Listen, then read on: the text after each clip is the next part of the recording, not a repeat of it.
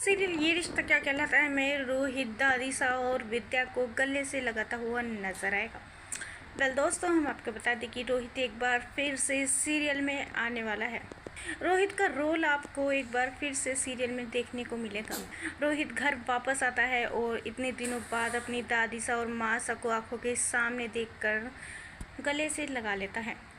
विद्या और सभी घर वाले रोहित को इतने दिनों बाद देखकर शौक रहते हैं और कहते हैं कि रोहित तो इतने दिनों बाद हमारी आंखों के सामने, हमें अपनी आंखों पर यकीन नहीं हो रहा है, ये तुम ही हो ना। तभी रोहित कहता है, हाँ माँ, मैं आपका बेटा रोहित हूँ, इस घर का छोटा बेटा।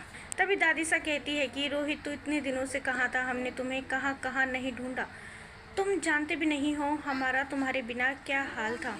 तभी रोहित बताता है, दादीसा मेरी आपसे बात हुई थी, मैं आपसे मिलने के लिए निकला तो था, लेकिन रास्ते में मेरा एक्सीडेंट हो गया, तो वो तो भगवान का शुक्र है कि मैं बच गया।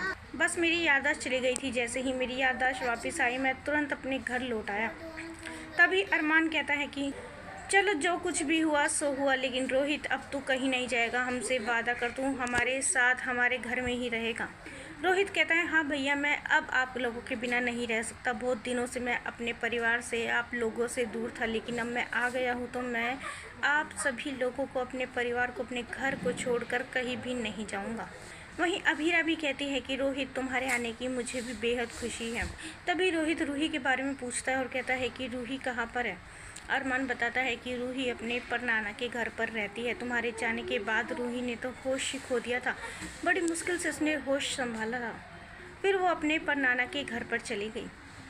वेल दोस्तों, सीरियल में इस ट्विस्ट को लेकर आप कितने एक्साइटेड है, हमें अपनी राय कमेंट्स में ज़रूर बताइएगा। और नहीं किया है चैनल को सब्सक्राइब तो जल्दी से कर ले, जिससे सीरियल से जुड़ी सारी अपडेट हम आप तक लेकर पहुँचे सबसे पहले।